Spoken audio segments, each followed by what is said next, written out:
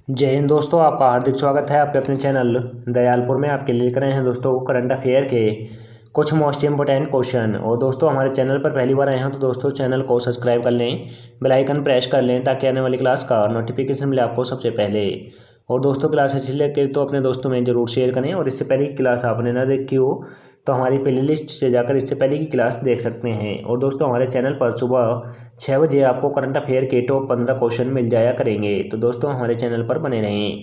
और दोस्तों हमारे चैनल पर शाम 5:30 बजे आपको हिंदी के टॉप 15 क्वेश्चन मिल जाया करेंगे। और दोस्तों सुबह 9 बजे हमारे चैनल पर आपको स्टैटिक जीके के टॉप 15 क्वेश्चन मिल जाया करेंगे, तो दोस्तों बने रहें।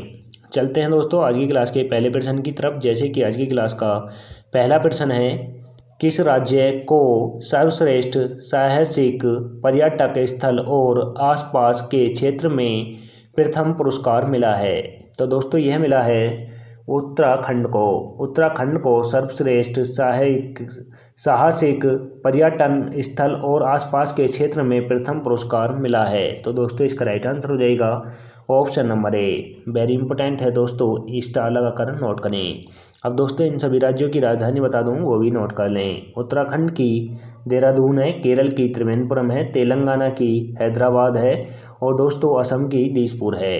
अब चलते हैं दोस्तों इसकी व्याख्या की तरफ। जैसे कि इसकी व्याख्या है, उत्तराखंड को हाल ही में केंद्रीय पर्यटन मंत्रालय से 2 श्रेणियों सर्वश्रेष्ठ साहसिक पर्यटन स्थल और पर्यटन के सर्वगणिक विकास में प्रथम पुरस्कार मिला है। तो दोस्तों यह इसकी व्याख्या हुई। अब चलते हैं दोस्तों अगले प्रश्न की तरफ। जैसे कि अगला प्रश्न है, फीफा ने किस भारतीय फुटबॉल खिलाड़ी के जीवन और कैरियर पर 3 एपिसोड की श्रृंखला जारी की है? तो दोस्तों यह फीफा ने किस भारतीय खिलाड़ी के कैरियर और जीवन पर 3 एपिसोड श्रृंखला जारी की है? तो दोस्तों यह की है सुनील छेत्री के जीवन पर। यह सुनील छेत्री के जीवन पर की है। तो दोस्तों इसका राइट आंसर हो जाएगा ऑप्शन नंबर सी। और दोस्तों सुनील छेत्री फुटबॉल के खिलाड़ी हैं, यह भी नोट कर लें। अब चलते हैं दोस्तों इसकी व्याख्या की तरफ। जैसे कि इसकी व्याख्या है, फीफा ने सुनील छेत्री के जीवन और कैरियर पर 3 एपिसोड की श्रृंखला जारी की है। तो दोस्तों यह इसकी व्याख्या हुई। अब चलते हैं दोस्तों अगले प्रश्न की तरफ। जैसे कि अगला प्रश्न है, कौन सा राज्य पहले डिजिटल साक्षर ग्राम पंचायत बन गया है? तो दोस्तों पहला राज्य डिजिटल साक्षर ग्राम पंचायत वाला बना है। तो दोस्तों यह बना है केरल राज्य। यह केरल राज्य बना है। तो दोस्तों इसका राइट आंसर हो जाएगा ऑप्शन नंबर सी। अब दोस्तों इन सभी राज्यों की राजधानी बता दूं, वो भी नोट कर लें। केरल की त्रिवेंद्रपुरम है, कर्नाटक की बेंगलोर है, बिहार की पटना है, हरियाणा की चंडीगढ़ है। अब दोस्तों इसकी व्याख्या की तरफ चलते हैं दोस्तों। जैसे कि इसकी व्याख्या है, त्रिवेंद्रपुरम में पलमपरा केरल की पहली डिजिटल रूप से साक्षर ग्राम पंचायत बन गई है। तो दोस्तों केरल के त्रिवेंद्रपुरम में पलमपुरा केरल की पहली डिजिटल साक्षर ग्राम पंचायत बनी है। यानी दोस्तों यह ग्राम पंचायत जो है भारत की पहली डिजिटल ग्राम पंचायत बनी है। तो दोस्तों यह इसकी व्याख्या हुई। अब चलते हैं दोस्तों अगले प्रश्न की तरफ। जैसे कि अगला प्रश्न है, पुरस्कार विजेता पुस्तक लता सुरगाथा का अंग्रेजी अनुवाद कब जारी किया जाएगा? तो दोस्तों यह किया जाएगा जनवरी 2023 में। यह जनवरी 2023 में जारी किया जाएगा। तो दोस्तों इसका राइट आंसर हो जाएगा ऑप्शन नंबर ए। अब चलते हैं इसकी व्याख्या की तरफ। जैसे कि इसकी व्याख्या है दोस्तों, पुस्तक विजेता लता सुरगाथा का अंग्रेजी अनुवाद जनवरी 2023 में जारी किया जाएगा। और दोस्तों इस पुस्तक का अनुवाद प्रसिद्ध लेखक अनुवादक ईरा पांडे ने किया है। तो दोस्तों ईरा पांडे ने इसका अंग्रेजी में अनुवाद किया है। तो दोस्तों यह भी नोट कर लें। अब चलते हैं दोस्तों अगले प्रश्न की तरफ। जैसे कि अगला प्रश्न है, किस राज्य ने सिंधुदुर्ग जिले के चीपी ग्रीनफील्ड हवाई अड्डे का नाम दिवंगत बैरिस्टर नाथ पाई के नाम पर रखने का निर्णय लिया है। तो दोस्तों यह राज्य ने लिया है महाराष्ट्र राज्य ने, यह महाराष्ट्र राज्य ने निर्णय लिया है। तो दोस्तों इसका राइट आंसर हो जाएगा ऑप्शन नंबर डी। अब दोस्तों इन सभी राज्यों की राजधानी बता दूं, वो भी नोट कर लें। केरल की त्रिवेंद्रपुरम है, मध्य प्रदेश की भोपाल है, बिहार की पटना है, महाराष्ट्र की मुंबई है। और दोस्तों इसी के साथ चलते हैं इसकी व्याख्या की तरफ। जैसे कि इसकी व्याख्या है दोस्तों, महाराष्ट्र सरकार ने मंगलवार को सिंधुदुर्ग जिले में चीपी ग्रीनफील्ड हवाई अड्डे का नाम स्वतंत्रता सेनानी और समाजवादी दिवंगत बैरिस्टर नाथ पाई के नाम पर रखने का फैसला किया है। तो दोस्तों यह हुआ इसके बारे में व्याख्या। अब चलते हैं दोस्तों अगले प्रश्न की तरफ। जैसे कि अगला प्रश्न है दोस्तों, टाइम की 100 उभरते नेताओं की सूची में एकमात्र भारतीय कौन है? तो दोस्तों टाइम की उभरती सूची में एकमात्र भारतीय नेता कौन है? तो दोस्तों यह है, इसका राइट आंसर हो जाएगा आकाश अंबानी हैं। तो दोस्तों इसका राइट आंसर हो जाएगा ऑप्शन नंबर डी। और दोस्तों यह विश्व के 100 नेताओं में से उभरते एक नेता हैं। तो दोस्तों यह भी नोट कर लें। अब चलते हैं दोस्तों अगले प्रश्न की तरफ। जैसे कि इसकी व्याख्या है दोस्तों, जियो टेलीकॉम के प्रमुख आकाश अंबानी टाइम की 100 उभरते नेताओं की सूची में एकमात्र भारतीय हैं। तो दोस्तों यह इसकी व्याख्या हुई। अब चलते हैं दोस्तों अगले प्रश्न की तरफ। जैसे कि अगला प्रश्न है, सरकार ने छोटी बचत योजना पर ब्याज दर किस राशि तक बढ़ाई है? तो दोस्तों यह बढ़ाई है 0.2%। यह 0.2% बढ़ाई है। तो दोस्तों इसका राइट आंसर हो जाएगा option number C. Option number C is right answer. अब चलते हैं दोस्तों इसकी व्याख्या की तरफ। जैसे कि इसकी व्याख्या है, सरकार ने छोटी बचत योजना पर ब्याज दर में 0.2% की बढ़ोतरी की है। तो दोस्तों यह इसकी व्याख्या हुई। अब चलते हैं दोस्तों अगले प्रश्न की तरफ। जैसे कि अगला प्रश्न है, भारत सरकार ने चुनावी बॉन्ड की किस किस्त को मंजूरी दी है? तो दोस्तों यह दी है 22वीं किस्त को दी है। तो दोस्तों इसका राइट आंसर हो जाएगा ऑप्शन नंबर सी। अब चलते हैं दोस्तों इसकी व्याख्या की तरफ। जैसे कि इसकी व्याख्या है, भारत सरकार ने 1 से 10 अक्टूबर से बेचे जाने वाले चुनावी बॉन्ड की 22वीं किस्त को मंजूरी दे दी है। तो दोस्तों यह इसकी व्याख्या हुई। अब चलते हैं दोस्तों अगले प्रश्न की तरफ। जैसे कि अगला प्रश्न है, भारत डेटा सुरक्षा परिषद के नए सीईओ के रूप में किसे नामित किया है? तो दोस्तों भारतीय डेटा सुरक्षा परिषद के नए सीईओ के रूप में किसे नामित किया है? तो दोस्तों यह किया है विनायक गोडसे को किया है। तो दोस्तों इसका राइट आंसर हो जाएगा option number D. Option number D is right answer. अब चलते हैं दोस्तों इसकी व्याख्या की तरफ। जैसे कि इसकी व्याख्या है, नासकॉम द्वारा स्थापित एक प्रमुख उद्योग संगठन data society council of India यानी DSCI ने वरिष्ठ उपाध्यक्ष विनायक गोडसे को पदोन्नत किया और उन्हें संगठन का नया सीईओ नामित किया है। तो दोस्तों ये इसकी व्याख्या हुई। अब चलते हैं दोस्तों अगले प्रश्न की तरफ। जैसे कि अगला प्रश्न है, विश्व समुद्री दिवस किस तारीख को मनाया जाता है? तो दोस्तों विश्व समुद्री दिवस किस तारीख को मनाया जाता है? तो दोस्तों यह मनाया जाता है 29 सितंबर को। यह 29 सितंबर को मनाया जाता है। तो दोस्तों इसका राइट आंसर हो जाएगा ऑप्शन नंबर ए। अब चलते हैं दोस्तों इसकी व्याख्या की तरफ। जैसे कि इसकी व्याख्या है, विश्व समुद्री दिवस 29 सितंबर को मनाया जाता है। तो दोस्तों यह इसकी व्याख्या हुई।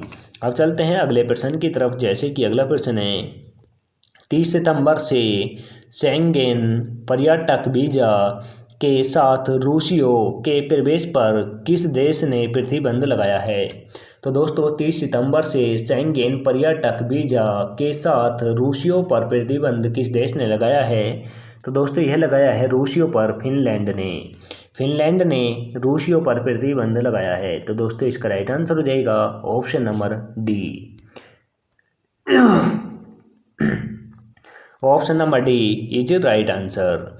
अब चलते हैं दोस्तों इसकी व्याख्या की तरफ, जैसे कि इसकी व्याख्या है फिनलैंड 30 सितंबर से शेंगेन पर्यटक वीज़ा के साथ रूसियों के प्रवेश पर रोक लगाने वाला है। तो दोस्तों यह इसकी जानकारी हुई। अब चलते हैं दोस्तों अगले प्रश्न की तरफ, जैसे कि अगला प्रश्न है 1 अक्टूबर 2023 से यात्री कारों में कितने एयरबैग अनिवार्य होंगे? तो दोस्तों यह होंगे 6 एयरबैग अनिवार्य होंगे। दोस्तों इसका राइट आंसर हो जाएगा ऑप्शन नंबर बी। अब चलते हैं दोस्तों इसकी व्याख्या की तरफ, जैसे कि इसकी व्याख्या है केंद्र सरकार ने यात्री कारों में कम से कम 6 एयरबैग अनिवार्य करने वाले प्रस्ताव के कार्यान्वयन को 1 अक्टूबर 2023 तक बढ़ाने का फैसला किया है। तो दोस्तों यह इसकी व्याख्या हुई। अब चलते हैं दोस्तों अगले प्रश्न की तरफ, जैसे कि अगला प्रश्न है Q1 FY23 में भारत का चालू खाता घटा सकल घरेलू उत्पाद में कितनी प्रतिशत तक बढ़ गया? तो दोस्तों यह GDP कितनी हो गई है? तो दोस्तों यह हुई है 2.8%। यह 2.8% हो गई है। तो दोस्तों इसका राइट आंसर हो जाएगा ऑप्शन नंबर सी। अब चलते हैं दोस्तों इसकी व्याख्या की तरफ, जैसे कि इसकी व्याख्या है QFY23 में भारत का चालू खाता घटा सकल घरेलू उत्पाद यानी GDP का 2.8% तक बढ़ा गया है। तो दोस्तों यह व्याख्या हुई। अब चलते हैं अगले प्रश्न की तरफ, जैसे कि अगला प्रश्न है दोस्तों अदानी ग्रीन के किस राज्य में सबसे बड़ा 600 मेगावाट का पावर सौर संयंत्र चालू किया? तो दोस्तों यह क्या है? अडानी ग्रुप ने राजस्थान में किया है। तो दोस्तों इसका राइट आंसर हो जाएगा ऑप्शन नंबर सी। अब दोस्तों इन सभी राज्यों की राजधानी बता दूं, वो भी नोट कर लें। हरियाणा की चंडीगढ़ है, बिहार की पटना है, राजस्थान की जयपुर है, केरल की त्रिवेंद्रपुरम है। और दोस्तों अडानी ग्रुप ने 600 मेगावाट के पवन चक्की यानी पवन सौर संयंत्र को चालू करने का निर्णय राजस्थान में लिया है। तो दोस्तों यह इसकी जानकारी हुई। अब चलते हैं दोस्तों इसकी व्याख्या और पढ़ लेते हैं, जैसे कि इसकी व्याख्या है अडानी ग्रीन ने राजस्थान में 600 मेगावाट का सबसे बड़ा पवन सौर संयंत्र चालू किया। तो दोस्तों यह इसकी व्याख्या हुई। अब चलते हैं अगले प्रश्न की तरफ, जैसे कि अगला प्रश्न है CBI ने अंतर्राष्ट्रीय संबंधों के साथ ड्रग नेटवर्क को ख़त्म करने के लिए कौन सा ऑपरेशन शुरू किया है? तो दोस्तों CBI ने अंतर्राष्ट्रीय संबंधों के साथ ड्रग जो नेटवर्क हैं दोस्तों ड्रग सप्लायर को ख़त्म करने के लिए कौन सा ऑपरेशन शुरू किया है?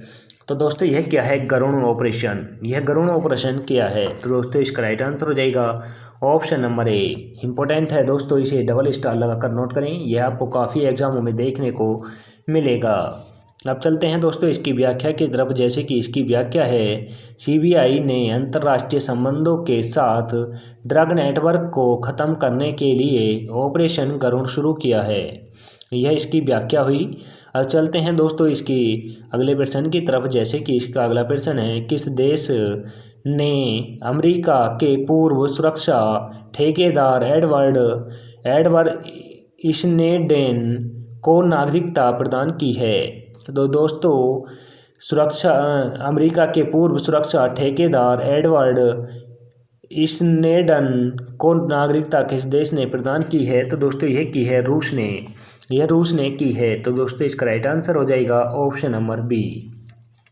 और दोस्तों यह नागरिकता जो प्रदान की है यह अमेरिका के पूर्व सुरक्षा के ठेकेदार थे, यह भी याद रखें। अब चलते हैं दोस्तों अगले प्रश्न इसकी व्याख्या की तरफ, जैसे कि इसकी व्याख्या है राष्ट्रपति व्लादिमीर पुतिन ने पूर्व अमेरिकी सुरक्षा ठेकेदार एडवर्ड स्नोडेन को रूसी नागरिकता प्रदान की है। तो दोस्तों स्नोडेन जो हैं यह अमेरिका के पूर्व यानी पहले सुरक्षा ठेकेदार रह चुके हैं।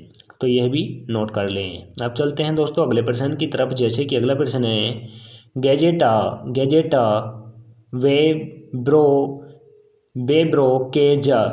वेब्रोकेजा का समाचार पत्र किस भाषा में प्रकाशित किया जाता है? तो दोस्तों यह किया जाता है पोलिशी भाषा में, यह पोलिशी भाषा में किया जाता है। तो दोस्तों इसका राइट आंसर हो जाएगा option number A.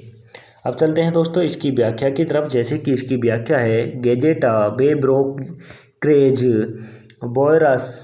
Virus Poland में स्थित एक पोलिशी दैनिक समाचार पत्र है। World association of news publishers द्वारा पोलिश अखबार गजेट बायोवर्ज को गोल्डन पेन ऑफ फ्रीडम से सम्मानित किया गया है। तो दोस्तों यह इसकी व्याख्या हुई।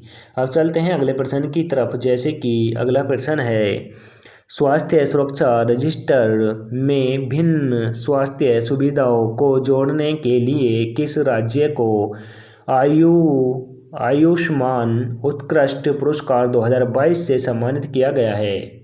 तो दोस्तों यह किया गया है उत्तर प्रदेश को, यानी यूपी को। तो दोस्तों इसका राइट आंसर हो जाएगा ऑप्शन नंबर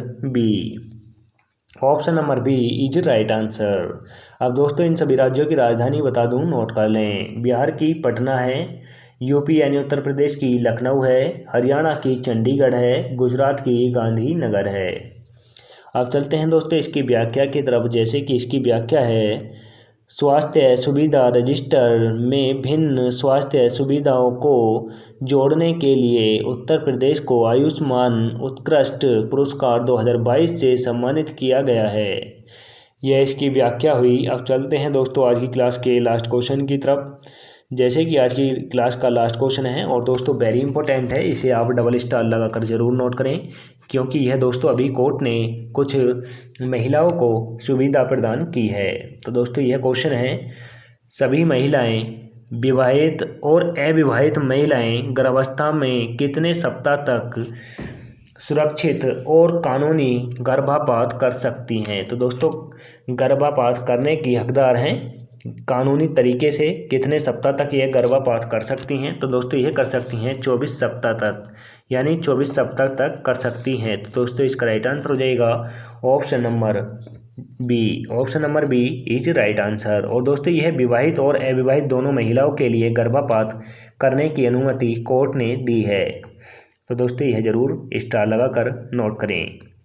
अब दोस्तों इसकी व्याख्या की तरफ चलते हैं, जैसे कि इसकी व्याख्या है सभी महिलाएं विवाहित या अविवाहित गर्भपात 24 सप्ताह तक सुरक्षित और कानूनी गर्भपात की हकदार हैं। और दोस्तों यह SC नियम, यानी SC सुप्रीम कोर्ट का नियम है, यह सुप्रीम कोर्ट द्वारा जारी किया गया है। तो दोस्तों यह भी आप नोट कर लें। और दोस्तों आज की क्लास इसी के साथ ब्राह्म अवस्था की ओर चलती है, जैसे कि आज की क्लास इसी के साथ समाप्त होती है। आपको क्लास कैसी लगी कमेंट करके ज़रूर बताएं।